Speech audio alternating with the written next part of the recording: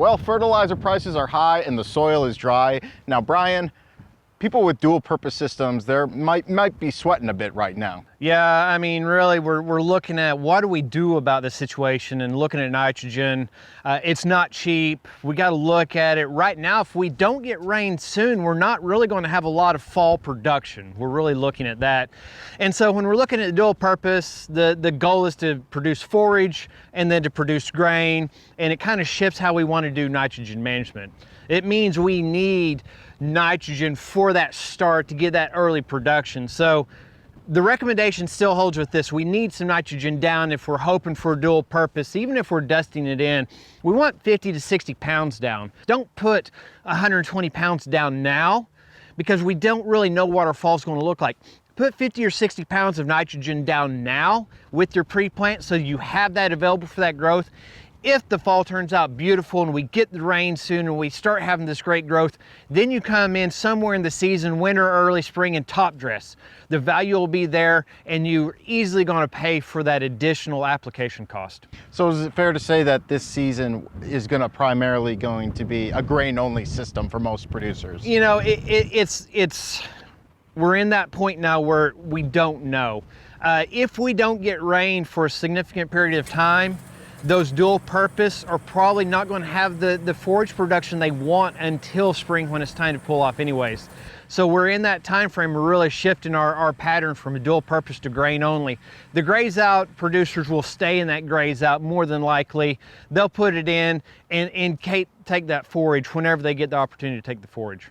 So now would be a good time for people to get those soil tests in. Yeah, absolutely. If you don't have a soil test, there's still opportunity. If you have one, let's look at it right now. So with fertilizer prices high, especially phosphorus, there's a lot of people looking at, do I still want to put that high phosphate down? If I do, can I cut it? Looking for those cost savings. But there are a couple things we can look at as we look at managing phosphorus. One, if you have the capability to ban phosphorus, ban it. That means concentrating it in furrow with the seed. We could cut rates by 33% when we banned versus the broadcast incorporated because we're much more efficient. Also, especially if you're hoping for forage production, look at that soil test very closely if you're banding with it, because if you're on the verge of needing phosphorus, so let's say you're at a soil test of 60 or your pH is not quite right on a composite, that's more than likely meaning 50% of the ground will respond to phosphorus.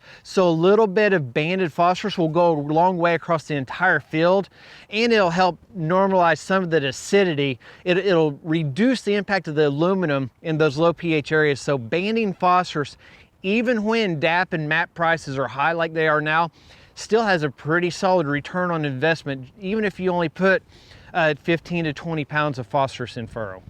So with conditions how they are, would you say it's more important than ever this year, especially, to have an Enriched strip? Absolutely. With the conditions we have right now, we've had such an interesting year, I guess you could say, as far as rainfall patterns and growth patterns, and not wanting, everybody doesn't want to spend money on nitrogen, and the way to do that is put out the Enriched strip. We could have another one of those falls where we get a ton of rainfall in October, November, and leach it all out, and it's not there for the grain. Hold back on that pre-plant. Get out an Enriched strip. Go talk to your county educator and talk to him about getting access to a push spreader and a green seeker, and let's do nitrogen right and make you the most money possible. All right, thank you very much, Dr. Brian Arnall, Soil Nutrition Specialist here at Oklahoma State University.